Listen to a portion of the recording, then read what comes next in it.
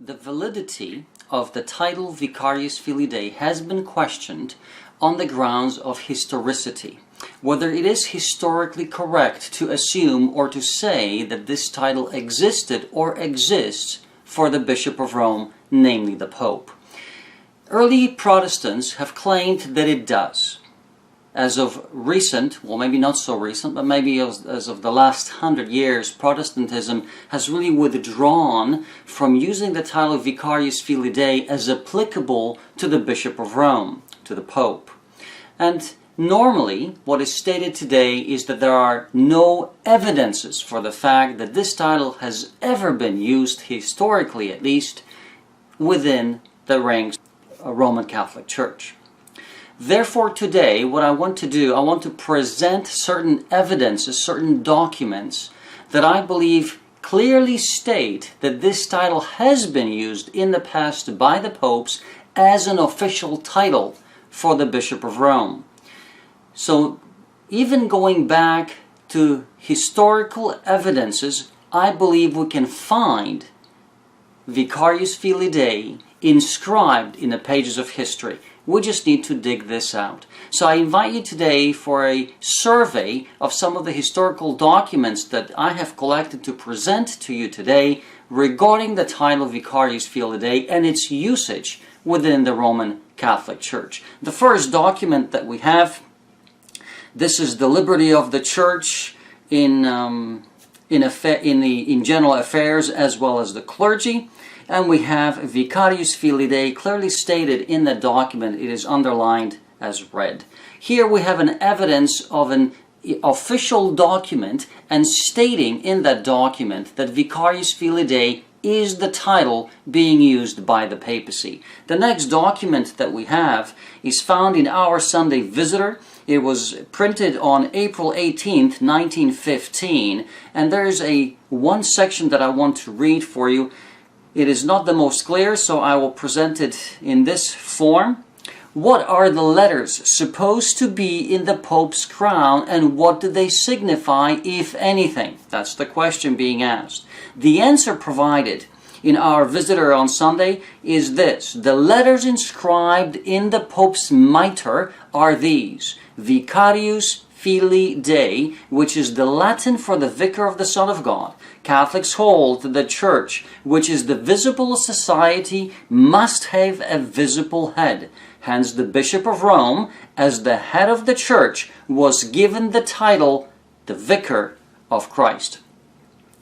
Here we have a confirmation that the title has been used. Now, I know that today many Christians will question the validity of Our Sunday Visitor, especially that issue in April. However, I want us to consider a very interesting fact.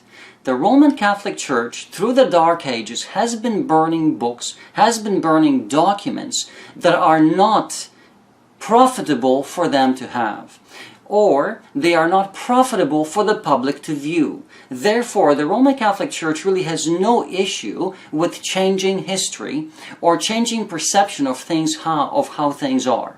And so here what I believe is happening, people say that this article does not exist. And yes, it is true, it is hard to find. However, we do have pictures taken of that article before it's fully destroyed. So we have evidences in spite of the Roman Catholic Church's efforts to destroy the evidence of what they have stated. Now this is really important because it is their own admission in those documents, in that Sunday Visitor, that this title has been used by the papacy. Another document is by Dr. Johann Questen. Johann Questen was a professor of ancient history and Christian archaeology in the University of America. He is a Catholic, he's a Roman Catholic, and he states this, and he writes this with his own hand. He says, the title Vicarius Filii Dei, as well as the title Vicarius Christi, is very common as the title for the Pope. Now he signs this with his own hand, and he also has it notarized in the court on March 10th, 1943, just 5 days after he wrote that message on March the 5th. Now here, this is not just anyone speaking. We're talking about a theologian in the Roman Catholic Church who expresses that this title is commonly used for the Pope. Now I wonder, why would he say that this title is commonly used? And I wonder if it is not because of a certain document that has been printed for many, many years, over 530 years in the Roman Catholic Church. And here's the document. The totality or the totality of the power or control of the Church, that's the title. The last printing or the last edition of this document was in 1584. The title Vicarius Filii Dei occurs in this document no less than 12 times. It appears as Vicarius Dei or Vicarius Filii Dei or variations of it. However, what I want to do, I want to point your attention to 6 AD 1, page 57. This is really interesting. I have this here in Latin. However, I want us to read this in English because we really need to understand what it says.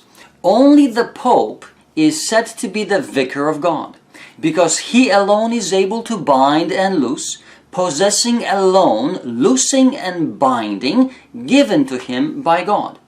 The decision of the Pope and the decision of God constitute one decision, just as the decision of the Pope and his disciples are the same. Since, therefore, an appeal is always taken from an inferior judge to a superior, as no one is greater than himself, so no appeal holds when made from the Pope to God, because there is one consistory of the Pope himself and of God himself, of which consistory the Pope himself is the key bearer and the doorkeeper.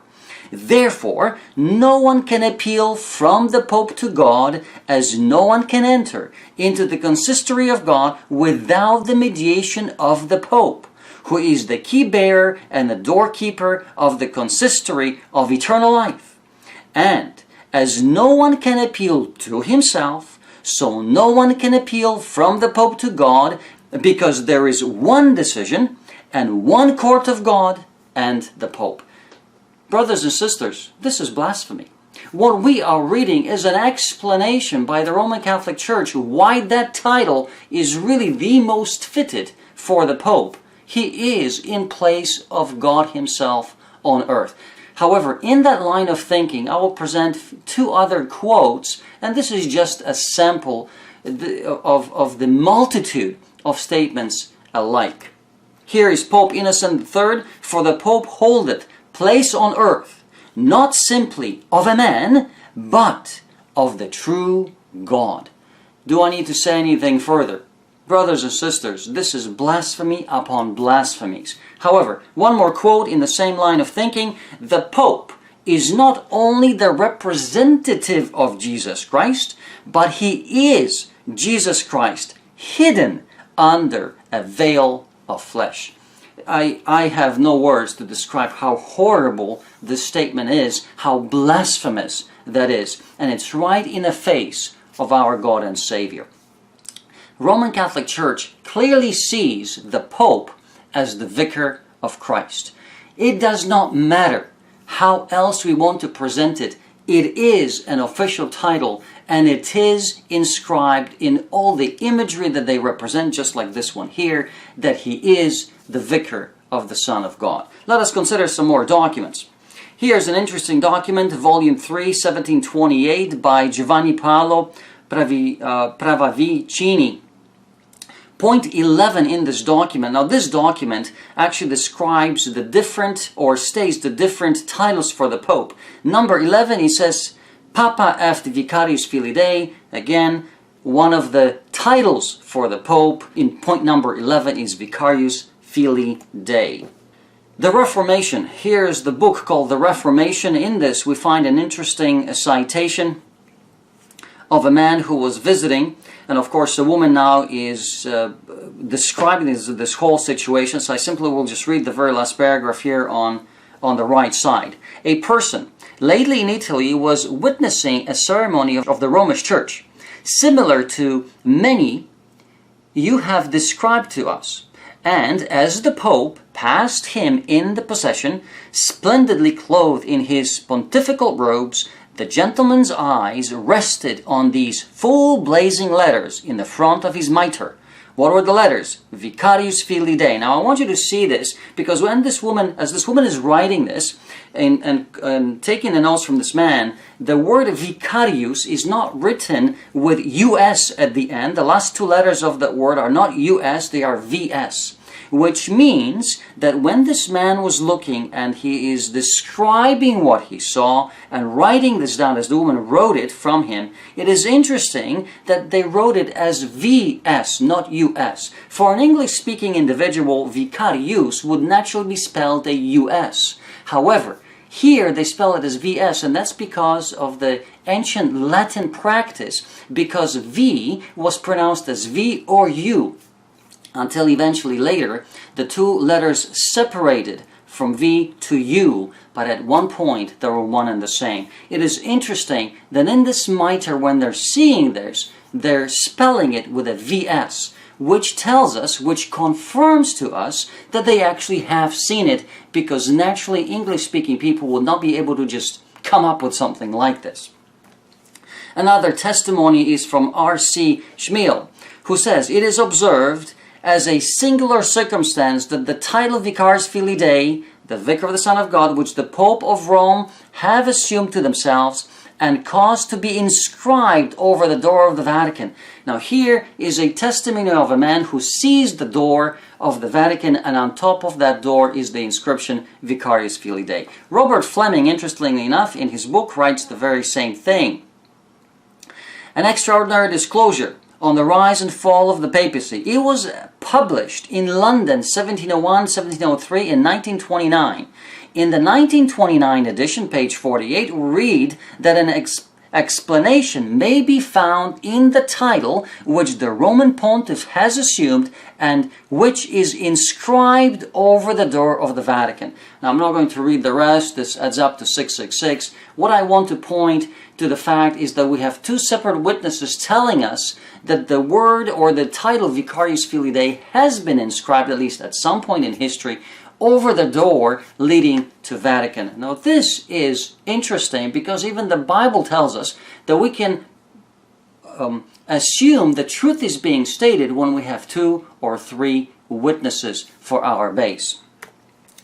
Facts of Faith. This is an interesting book, and here's a quote of a letter written to Cardinal James Gibbons from H.S. Weaver. Now here, H.S. Weaver, in January 18 of 1904, asks the question to this cardinal. He says, "Does the inscription Vicarius Filii Dei appear on the crown or mitre of the Pope, or has it at any time in the past appeared on the crowns or mitres of any of the popes? Yours sincerely," and he signs his name.